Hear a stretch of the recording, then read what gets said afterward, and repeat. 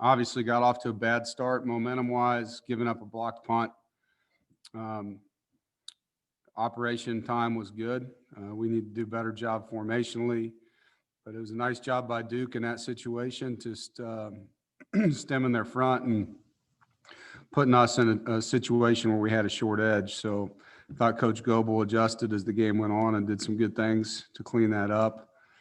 Really impressed just how we played complementary football. We had to overcome ourselves in this game, and not to take anything away from Duke, but when you have 8 penalties for 106 yards in the first half, turn the ball over twice in the first quarter, it's tough. In the second half, we did not have penalties. We just played football.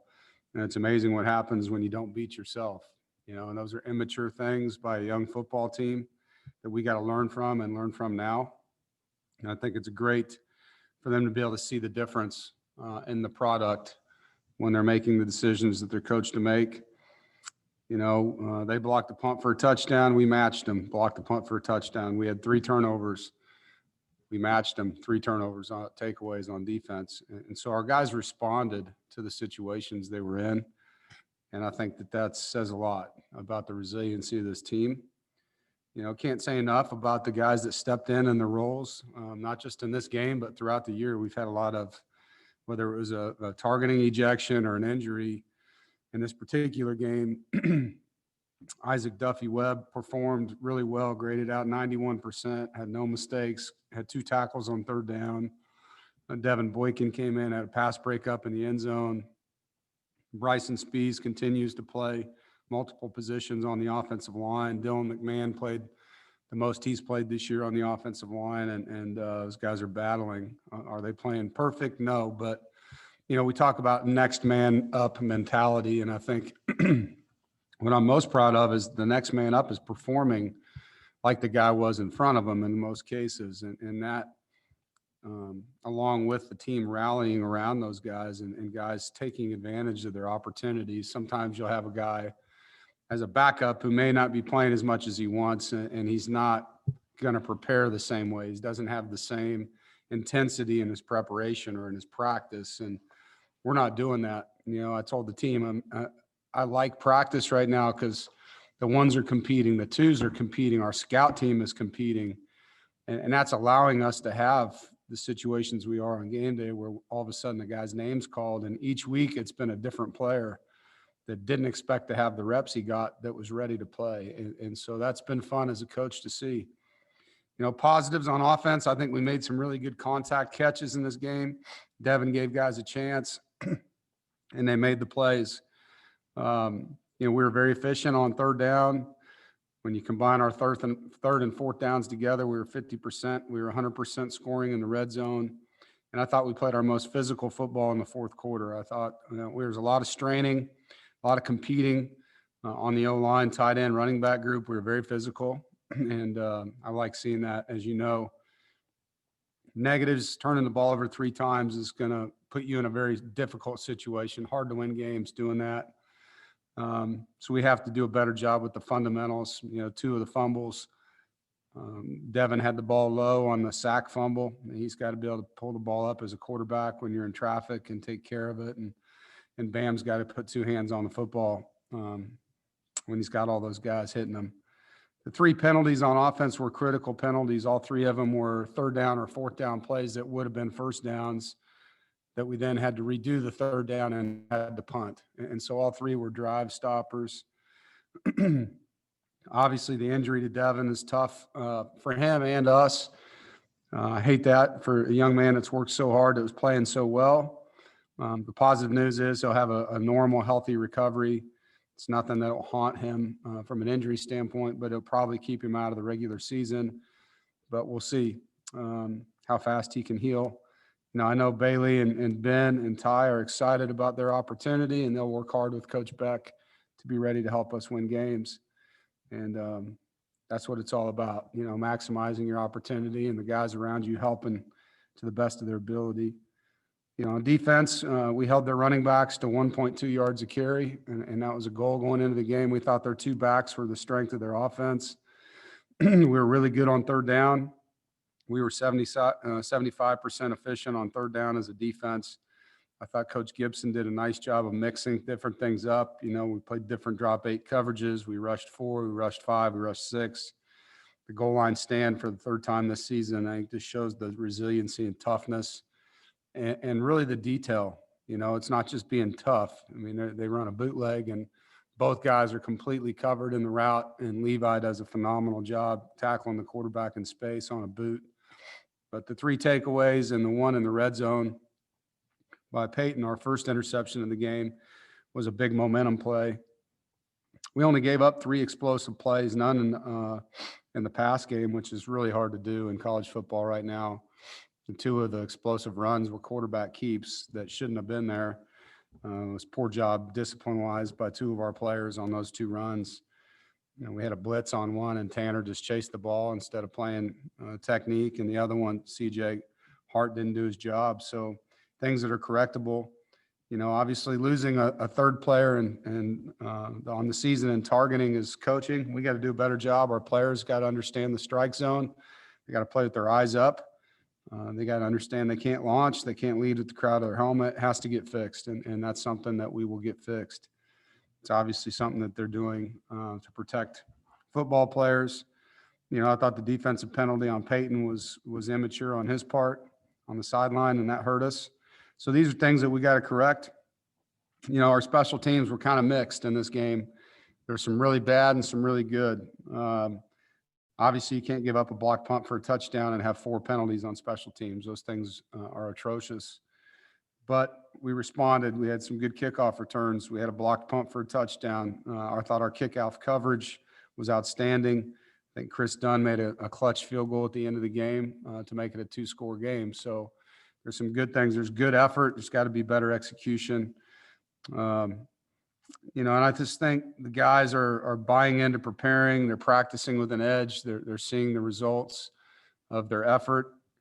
And now we get to play a really good crosstown team game that's been going on since 1894. And I know it's a game that means a lot to both schools, fan bases, boosters, and football clubs and teams and coaching staff. So it's going to be a hard-fought game. They're a very well-coached veteran team with a lot of skill, a lot of team speed. And obviously they're coming off a tough loss, but one in which I think they played really well in the second half. Really tale of 2 halves for them down there. But they're 3-1, as you guys know. They're an explosive offense. You know, receivers do a nice job. They've got a blend of size and speed, and you know, Sam's a tremendous quarterback. Their 2 tailbacks are really good players, different from each other, both explosive, both good in the run and the pass game. And they don't turn the ball over a lot. They've got a big offensive line. Tight end, Walston's a good player. So, you know, it's going to be a good football game. It's a great opportunity to play against a really good offense. Defensively, they lost some good defensive linemen last year. They look improved in the secondary to me. I think their linebackers are the same kids, and Surratt and Gimmel do a great job. They're active. They blitz a lot. They give you a lot of different presentation on defense. You know, they're in both odd and even fronts. They play cover 2, they'll play cover 3, they'll play cover 1, and they're bringing different pressures from all over the place, similar to what we saw in some of the snaps with Virginia. But they press you up on the outside. They got big corners that are physical, and it's going to be a great challenge, great opportunity, and look forward to playing them as we do every year. So, you know, a chance to play against a top 20 team on the road again, and a chance for our team to overcome some things injury-wise and really go up there and fight against a veteran team. So any questions? Brett Friedlander. Dave, back during preseason camp, you talked about how because of the COVID pandemic, you had to prepare more players because you just never knew who was going to be available. How much did that, or has that contributed to the next up situation that you mentioned earlier, and having guys come in and play at the level that they have in reserve? Oh, I think that attributed, and, you know, I think our practices, the way they were set up early on, before we had to stop everything, we were getting 1s, 2s, 3s, and 4s reps because we just didn't know what could happen at that time. You know, we were kind of early in the process, and then we had the stoppage. And when we restarted practice, there was only 45 guys, and some of those were our 3s and 4s,1s and 2s weren't even at practice. And so we've really repped everybody in a different way. And we've cross-trained guys, as you know, at different positions in case things happen, and you're seeing that pay off. Icky played guard, now he's playing tackle. Spees has played guard and tackle. Dylan McMahon's played center and guard. Like, all those things we did in training camp are now paying off. Same thing at safety. Devin Boykin has played both safety spots. Isaac Duffy Webb has played nickel and strong safety. So we're having to do that. You see Cecil Powell playing corner and dime and nickel. So there's guys that are going to have to fill those spots and have been able to do that because of, I guess you'd say, the preventative measures we took. The unfortunate part of it is now it's not really the COVID that's playing us. It's some of the injuries at the same position group. We've just kind of had some piled up injuries on the O-line and in the secondary that are really testing our depth. Thanks, Dave. Yep. Aaron Beard. Dave, how's Bailey maybe advanced since he got the starts earlier this year? And obviously you saw him get reps now, compared to last year. You've already seen some of that. So how has he made some gains, you think, maybe even since the first couple of starts? Well, I think he knows our offense. I think he's in a different position as a teammate. I've said this earlier. I thought when you transfer in as a QB or as anybody really, you're not a part of a recruiting class. You're kind of your own lone soldier, and you're trying to win a job at the same time. And so it's hard to get to know your teammates the same way that you do in year 2. And so I think he's more comfortable here. I think he's got a good circle of people. He can just be himself, I think he understands what his role was, and it was a very positive teammate, very energetic around his friends and teammates. And now it's just taking advantage of an opportunity. I don't think he'll tell you that he thought he played well yesterday or Saturday, did some good things, did some things that he could do better.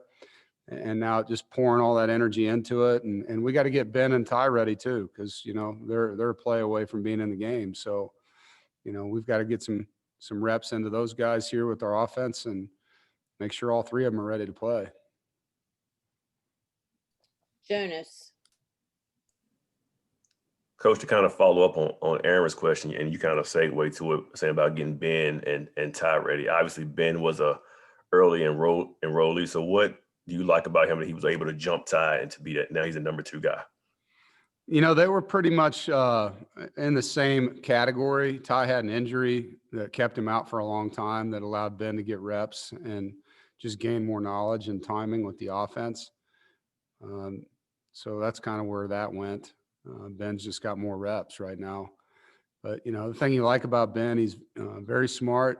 He has great spatial awareness. He sees things really well, gets the ball out quick. He can run. I think that's the one thing that separates him from any of those guys. He can really run.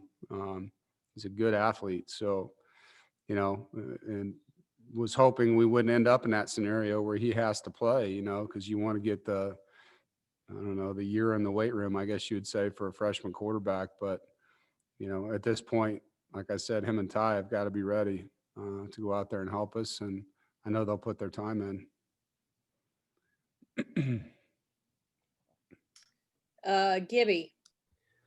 Yeah, Coach, when Bailey started the first couple of games of the season, he always knew Devin was there and already he was coming.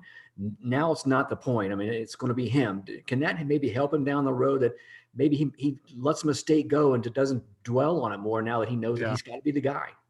Yeah, he's just got to play confident football. He's got to run the system. He's got to quit worrying about things that could happen if he doesn't play the way he's supposed to play. He's just got to go play football and let it all go. And I think, for him, it's just a one play at a time. Thought he played really good against Wake Forest, and so we just need him to get back to that. I know he'll prepare the right way, and, it's his time. And so it's a matter of him taking advantage of the opportunity. And that's what I tell the players all the time. You're going to have an opportunity at some point. It's on you to be ready. And so now it's his opportunity to go show, himself and everyone out there what kind of player he can be. And he doesn't have to go be Superman. He just needs to run the offense. That's it. What did you see him yesterday? I assume you guys practiced a little bit yesterday. What did you see in him? Maybe the confidence? Did you see a different guy knowing what he's facing now? No, I mean, he's not going to all of a sudden change who he is. I think he's excited, but he's got to put the work in. I think that's what you see. You see he's just sitting down, learning what we see. What are the things that we're going to do? I mean, this point of the week's pretty cerebral at that position. We don't practice till tomorrow. So yesterday was a lot of film, a lot of talk. They went out and walked through some things, but tomorrow will be the first day that we really get in there and start cranking up the game plan with them. Thanks, Coach. You're Andrew. welcome. Dave, obviously the last start for Bailey against Virginia Tech didn't go the way he wanted, but it seems like too in the weeks since then, you guys have made a ton of improvements on the defensive side of the ball. Do you think the defense playing the way they have and doing what they do and getting stops and making plays and kind of controlling games a little better can help Bailey and the other quarterbacks by putting them in better situations? Yeah, I mean, I think it's a team game, and when you're playing complementary football offensively, there's less pressure. You don't have to go out there and score a touchdown every possession to feel like you're going to win, and as long as every offensive possession ends with a kick, we should be in the game if we play good defense and good special teams. And, I think we're doing that now. Defensive front is playing a lot better. Our linebackers, as you know, are making a ton of plays, and the secondary has kept things in front of them, And if we play like that and keep getting the dog bone out on the sideline every now and then good things are going to happen for whoever that quarterback is, because they're going to have field position and momentum. Thank you. You bet. All right, the newlywed, Jared. Dave, we've seen you as a very emotionally even keel guy in victory. And a couple of the last times when you were over at Keenan Memorial, you were very excited leaving the field. Just curious as to those three victories at those particular points in your career, what they meant to you, because they obviously seemed like they meant a lot to you at the time. Yeah, well, I mean, I know how big this game is to NC State, former players, boosters, alums, all those things. And so, I take a lot of pride in being able to deliver that to our fan base. And I lost to him in year one. So the first win over there was Jacoby Brissett had a heck of a game, so it was great to get a win, my first win over them there. And I probably can't do this in the proper order, but one of the wins over there probably saved my job, and it was coming out of it was the year we missed a field goal against Clemson, kind of went on a skid. And then all of a sudden we finished strong, and that one got us in a bowl game. And, so that was an emotional win. But they're all, anytime you play a rival, it's been going back since 1894. Anytime you play a game like this and you win it, whether it's home or away, it's emotional. Unfortunately, one of them was kind of ruined because we had a fight afterwards and felt like we were dealing with all that crap at the end of the game instead of the win. But, I think this football team and their football team, this coaching staff, their coaching staff, it's about the kids, and these guys work so hard. And when you go in a locker room after an emotional win on either side, you're going to feel that, and you can't just play it off. I mean, it means a lot to you. Thank you, Dave. Yep. JB Ricks. Hey, Coach, thanks for taking out the time. We spoke to Coach Mac Brown this morning, and I think he mentioned something about it being 27 years since these two teams have met, with them both being ranked. Annabelle, you can correct me on that if I'm wrong with that information, but he said it was a testament to how much high school football has developed in this entire state of North Carolina. I'm curious to know, from your perspective, since you arrived, how have you seen the talent pool and the level of play on the high school level grow here in North Carolina, and how it's helped you guys with your recruiting? Yeah, I would agree with Mac on that. I think that, and some of this goes to the high school coaches association. They've allowed them to develop the players better, in my opinion. They're doing more on-field things, and obviously not now with COVID, but the last 3 or 4 years, they've been able to do more football. They used to have this rule where they can only have 21 players at a practice at a time in the spring. And now they've changed that so they can have a true spring practice, where they're getting their teams out on the field and developing them The weight room programs are obviously better. And some of these kids are investing more in the sport. You see them going to trainers and doing extra things from a strength and conditioning standpoint. We all know that Raleigh and Charlotte are fast growing cities as well. So your population increase means there's more talent from that standpoint.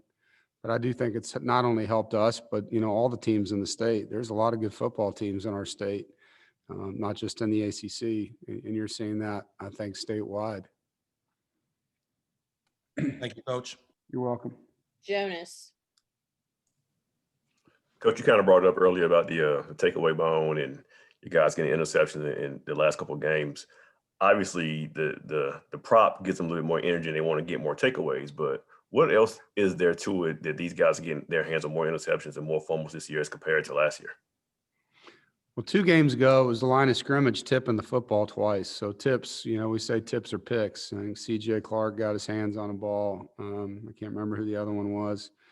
We had 2 tips. And then in this game, one of the picks, Drake Thomas got to the quarterback and forced a bad throw, and Peyton got under it. The other one, Peyton just broke on it. Quarterback didn't see him. And I think there's just a mixture when you're talking about interceptions. There's a lot of things that go into them. It's not just a DB or a linebacker making a play. Sometimes you have pass rush. Sometimes you confuse the quarterback with coverage. So they all kind of tie together, you know, and sometimes it's just a big time play that's made. And all those things are kind of happening right now. So, you know, I think defensively, I think we are playing faster than we did last year. If you just watch the speed that's being played with, guys are running around. We're blitzing with a blitz mentality. I didn't think we were doing that earlier in the year. I felt like we were kind of oozing off the ball in some of our pressures. I feel like the guys are hitting it more sudden, which from a quarterback standpoint gives you less time to throw. And Tony's done a nice job of changing things up. You know, I mean, there's not just one coverage you're looking at. There's quite a few different pictures for that quarterback to have to look at and figure out.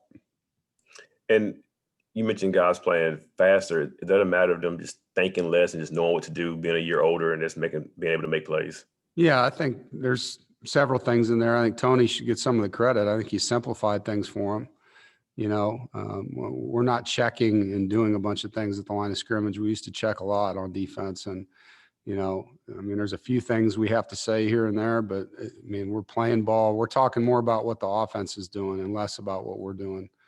You know, here's how you line up. Now let's look at their stances. Let's look at the back set. Let's look at the tight end location. Let's look at the receiver splits. What's the down and distance? You know, we're playing football as opposed to having to memorize a million things. And I think that's really freed them up. And second thing is just our front. You know, I feel like the guys up front, our rotation that we have in there, there's not as much of a drop off between our 1s and 2s on the D line. And so as we rotate, CJ Clark and Aleem are both playing really at a high level at nose tackle right now. You know, the defensive end position, I think Conte and Savion have gotten a lot better as the season's gone on. And then Daniel Joseph comes in and gives us something, you know, and that helps when you can rotate guys like that. And as long as we can continue to keep them fresh.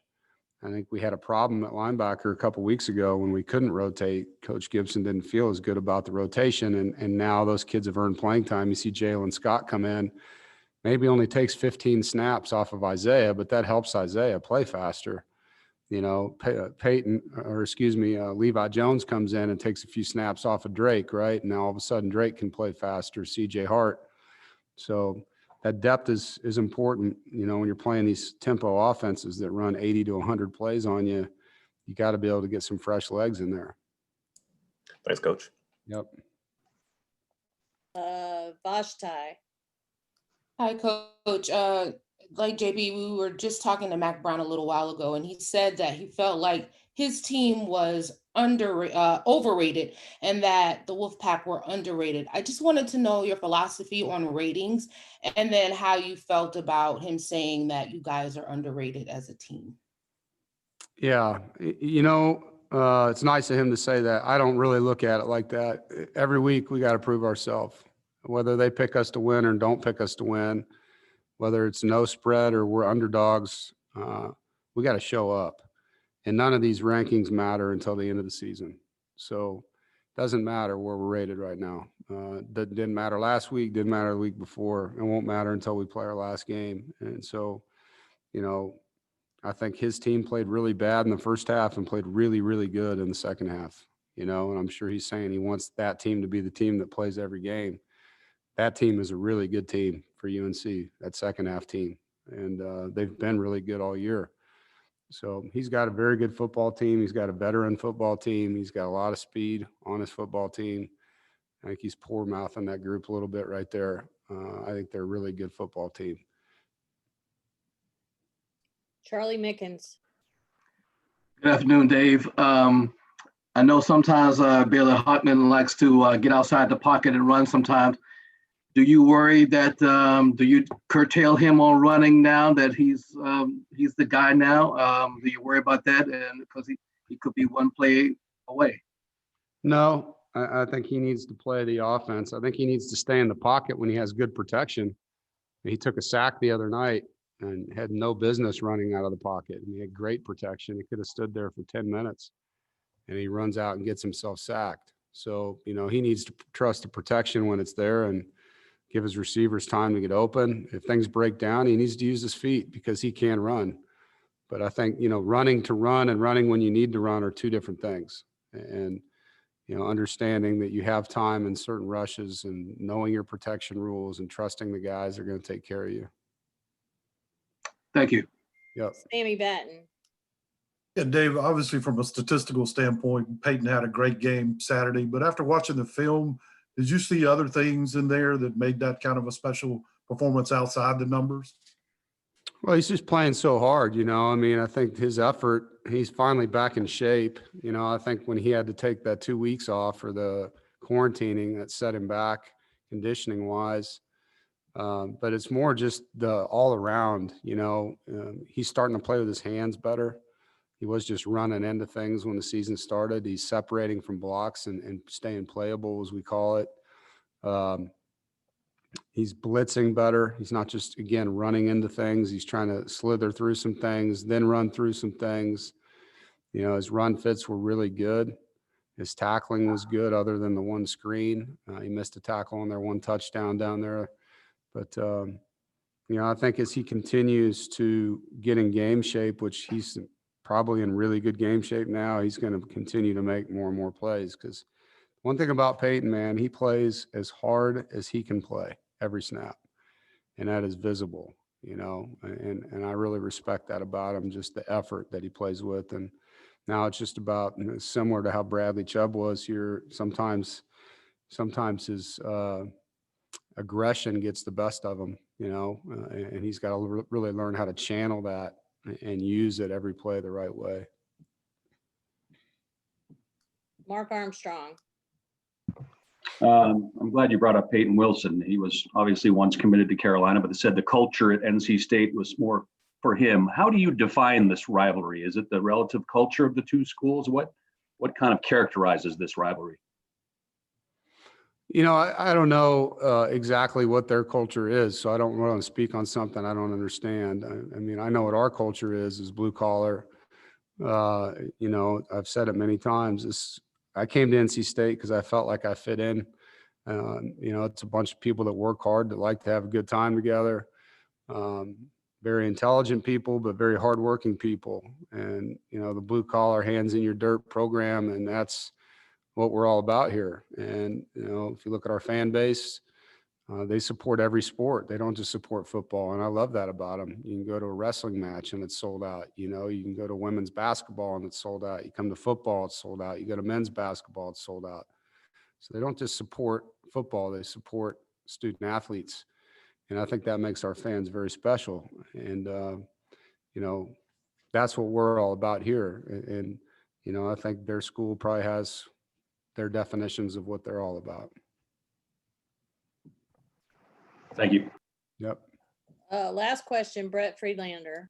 Yeah, Dave, what kind of relationship do you have with Mac, and how much contact and you know, interaction did you have with him when he was with ESPN and he did any of your games? Not much. You know, I've known Mac a long time. When I was at Kansas, he was the head coach at Texas, and I recruited Texas. and would run into him time and time, competed against him.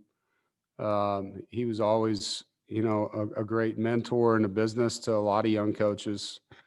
And he's a first-class guy. You know, I think when I came here, he congratulated me when he was with ESPN.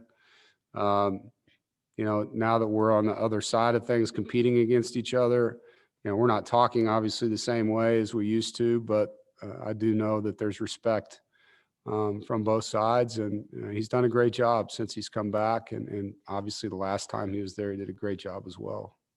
Thanks. Good luck this week. Thank you. All right, thank you, Coach.